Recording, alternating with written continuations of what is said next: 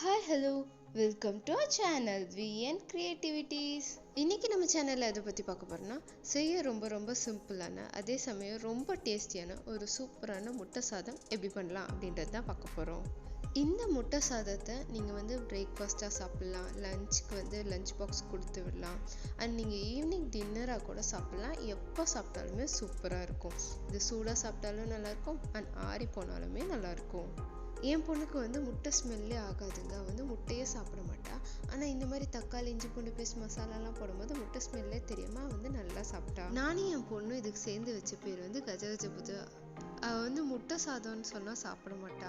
அப்போதைக்கு ஏதோ ஒன்று வந்தது வாயிலன்னு இந்த மாதிரி சொன்னால் அதையே பிடிச்சிட்டா. இந்த கஜகஜ புஜா எப்படி செய்யறதுன்னு பார்க்கறதுக்கு முன்னாடி இப்போ தான் நீங்கள் நம்ம சேனல் ஃபஸ்ட் டைம் பார்க்குறீங்கன்னா மறக்காம சப்ஸ்கிரைப் பண்ணிடுங்க. கூட அந்த பெல் ஐக்கான் கிளிக் பண்ணிடுங்க. அப்போ தான் நான் போகிற வீடியோஸ் நோட்டிஃபிகேஷன் உங்களுக்கு வரும். இது செய்யறதுக்கு தேவையான பொருட்கள் பார்த்துடலாம். இதுக்கு ஃபஸ்ட்டு 2 தக்காளி இந்த மாதிரி கட் பண்ணி வச்சுருங்க. அடுத்ததாக ஒரு வெங்காயத்தை இந்த மாதிரி சாப் பண்ணி வச்சுருங்க. இப்போ இதுக்கு தேவையான மசாலா பொருளாக பார்த்துடலாம். 1/4 டீஸ்பூன் மஞ்சள் தூள், 1/2 டீஸ்பூன் மிளகாய்த்தூள், 1 டீஸ்பூன் மல்லித்தூள், 1 டீஸ்பூன் சீரகத்தூள், 1 teaspoon சோம்புத்தூள் and 1 teaspoon garam masala. இப்போ அடுப்பை பற்ற வச்சு அதில் வானல்ல வச்சிடலாம். அடுத்ததான் இதில் ஒரு 3 டேபிள் ஸ்பூன் அளவுக்கு எண்ணெய் ஊற்றிடலாம். எண்ணெய் சூடானதுக்கு அப்புறமா அதில் கடுகு போட்டுடலாம். கடுகு நல்லா பொரிஞ்சதுக்கு அப்புறமா நம்ம கட் பண்ணி வச்சிருக்கோம் இல்லையா வெங்காயம், அதை இதில் ஆட் பண்ணிடலாம். நல்லா வணக்கிடலாம். இந்த வெங்காயம் நல்லா வணங்கி அது கலர் சேஞ்ச் ஆகி டிரான்ஸ்பரண்ட் ஆகணும். அந்த அளவுக்கு இதை நம்ம நல்லா வணக்கிடலாம். இந்த டிஷ்க்கு எந்த அளவுக்கு வெங்காயம் நல்லா வணங்கி கேரமலைஸ் ஆகுதோ அந்த அளவுக்கு டிஷ் டேஸ்டாக இருக்குங்க. வெங்காயம் ஓரளவுக்கு வதங்கினதுக்கு அப்புறமா நான் இதில் 1 டீஸ்பூன் அளவுக்கு இஞ்சி பூண்டு பேஸ்ட் ஆட் பண்ணுறேன். இஞ்சி பூண்டு பேஸ்ட் ஆட் பண்ணிட்டு அதையும் நல்லா நம்ம மிக்ஸ் பண்ணி விட்டுடலாம். இந்த ஸ்டேஜில் அடுப்பை லோ ஃப்ளேமில் வச்சிடலாம். அப்போ தான் அடி பிடிச்சிடாமல் இருக்கும். இப்போ பாருங்கள், இஞ்சி பூண்டு பேஸ்ட் நல்லா வதங்கி அதுலேருந்து எண்ணெய் தனியாக பிரிஞ்சு வந்துருச்சு. இப்போ இந்த ஸ்டேஜில் நம்ம கட் பண்ணி வச்சிருக்கலையா தக்காளி, அதை இதில் ஆட் பண்ணிடலாம். இப்போ இந்த தக்காளி இது கூட சேர்த்து நல்லா வணக்கிடலாம். அடுத்ததாக தக்காளி வணங்குறதுக்கு தேவையான அளவு மட்டும் கொஞ்சமாக உப்பு சேர்த்துக்கலாம். நான் இங்கே ஒரு 1/4 டீஸ்பூன் அளவுக்கு உப்பு சேர்த்து அதை நல்லா வணக்கிடுறேன். அடுத்ததாக இது கூடவே நான் ஒரு கொத்து அளவுக்கு கருவேப்பிலை ஆட் பண்ணியிருக்கேன். இப்போ இதையும் இது கூட சேர்த்து நல்லா வணக்கிடலாம். இப்போ பாருங்கள், தக்காளி ஓரளவுக்கு வதங்கிடுச்சு. இந்த ஸ்டேஜில் நம்ம எடுத்து வச்சுருந்தோம் இல்லையா மசாலா பொருட்கள், அதை இதில் ஆட் பண்ணி நல்லா வணக்கிடலாம். அண்ட் இப்போ அடுப்பை லோ டு மீடியம்லேயே வச்சுருங்க. அப்போ தான் அடி பிடிக்காமல் இருக்கும். இப்போ இதை நல்லா வணங்கி மசாலா பொருளோட பச்சை வாசம் போய் எண்ணெய் பிரிஞ்சு வரணும். அந்த அளவுக்கு இதை நம்ம நல்லா வணக்கணும். இப்போ பார்த்தீங்கன்னா இது நல்லா வணங்கி இதுலேருந்து எண்ணெய் தனியாக பிரிஞ்சு வந்துருச்சு. இப்போ இந்த ஸ்டேஜில் நம்ம முட்டையை ஆட் பண்ணிடலாம். நம்ம வணக்கி வச்சுருக்க மசாலாவை இந்த மாதிரி ஓரமாக தள்ளி விட்டுட்டு ஒவ்வொரு முட்டையாக நீங்கள் இதில் உடச்சி ஊற்றிடலாம். அண்ட் மறக்காமல் அடுப்பை லோ ஃப்ளேமில் வச்சுருங்க. அப்போ தான் அடி பிடிக்காமல் இருக்கும். நான் இங்கே மொத்தமாக ஒரு 6 முட்டை எடுத்திருக்கேன். நான் சொல்கிற இந்த அளவுகளுக்கு நீங்கள் 5லேருந்து 8 முட்டை தாராளமாக எடுத்துக்கலாம். ஒன்ஸ் எல்லா முட்டையும் ஊற்றினதுக்கு அப்புறமா இந்த மாதிரி நல்லா மிக்ஸ் பண்ணி விட்டுருங்க. எடுத்தோன்னே மசாலாவில் மிக்ஸ் பண்ணிடாதீங்க. ஃபஸ்ட்டு முட்டையை நல்லா அந்த ஒயிட் அண்ட் எல்லோவை நல்லா மிக்ஸ் பண்ணி விட்டுருங்க. ஒன்ஸ் ஒயிட்டும் எல்லோவும் நல்லா மிக்ஸ் ஆனதுக்கப்புறமா மசாலாவை அதுக்குள்ளே தள்ளி நல்லா மிக்ஸ் பண்ணி விட்டுடலாம். நம்ம இப்படி பண்ணும்போது தான் எக்கு பெருசு பெருசாக வராமல் அது நல்லா பொடி மாஸ் மாதிரி வரும்.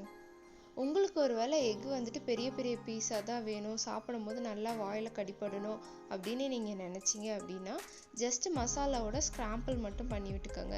இல்லை எங்களுக்கு முட்டை இருக்கிறதே தெரியக்கூடாது, நல்லா பொடிசாக வேணும் அப்படின்னு நீங்கள் நினச்சிங்கன்னா இந்த மாதிரி நல்லா மிக்ஸ் பண்ணி விட்டுருங்க. மிக்ஸ் பண்ணிவிட்டு அப்படியே விடாமல் இந்த மாதிரி கிளறி விட்டே இருங்க. அடியிலேருந்து எடுத்து அதை சுரண்டி விட்டுட்டே இருங்க. அப்போ தான் அடியில் ஒட்டாமல் வரும். இந்த மாதிரி எந்த அளவுக்கு நல்லா நம்ம மிக்ஸ் பண்ணிகிட்டே இருக்கோமோ அந்த அளவுக்கு குட்டி குட்டியாக அது கிடைக்கும். அண்ட் இதை திக்காக நீங்கள் ஃப்ளேமை குறைச்சிட்டே வருங்க. அப்போ தான் அடி பிடிக்காமல் இருக்கும். என் பொண்ணு முட்டை அப்படின்ற வார்த்தையை கேட்டாலே ஓடிடுவாங்க. என்ன சாப்பிட்றதுக்கு செய்கிறீங்க அப்படின்னு கேட்கும்போது நான் எக் பொடி மாஸ் அப்படின்னு சொன்னால் கண்டிப்பாக சாப்பிட மாட்டேன்னு எனக்கு தெரியும். அப்போ நான் கசகசாவாக ஏதோ எடுத்து வச்சுட்டு இருந்தேன். அப்போ அவ கேட்கும் போது எனக்கு என்ன சொல்கிறதுன்னு தெரியாமல் நான் டக்குன்னு கஜகஜ புஜா அப்படின்னு சொல்லிட்டேன்.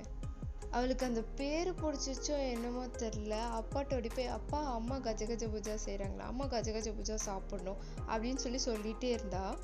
இதை சாப்பிடுவாளா அப்படின்ற டவுட்டில் தான் நான் பண்ணேன்.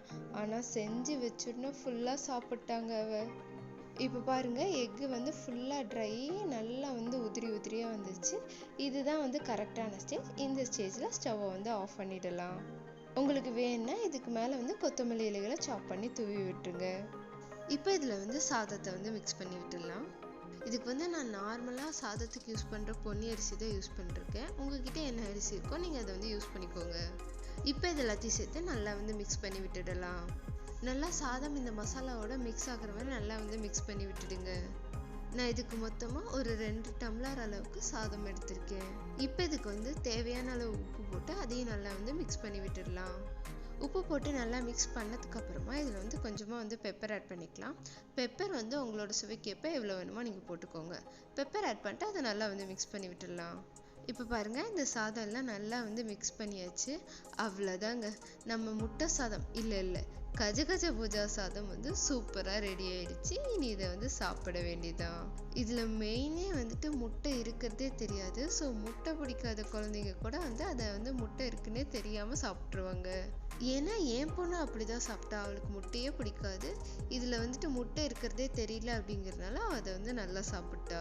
என்ன பண்ணுறது, குழந்தைங்களை வந்து இந்த மாதிரி முட்டை மாதிரி நல்ல விஷயங்களை சாப்பிட வைக்க நம்ம எவ்வளோ யோசிக்க வேண்டியதாக இருக்குது.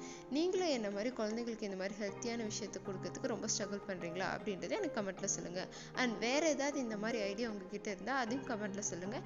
நிறைய பேத்துக்கு அது யூஸ்ஃபுல்லாக இருக்கும். இந்த வீடியோவை குழந்தைங்களுக்கு முட்டை கொடுக்க கஷ்டப்படுற அம்மாவுக்கு வந்து ஷேர் பண்ணி விடுங்க. அவங்களுக்கு ரொம்ப ஹெல்ப்பாக இருக்கும். அண்ட் மறக்காமல் நீங்களும் இதை செஞ்சு பார்த்து எப்படி இருந்தது அப்படின்றத எனக்கு கமெண்ட்டில் சொல்லுங்கள். இந்த வீடியோ பிடிச்சிருந்ததுன்னா லைக் பண்ணுங்கள், ஷேர் பண்ணுங்கள், கமெண்ட் பண்ணுங்கள். அண்ட் மறக்காமல் சப்ஸ்கிரைப் பண்ணுங்கள். தேங்க்யூ ஃபார் வாட்சிங். பை.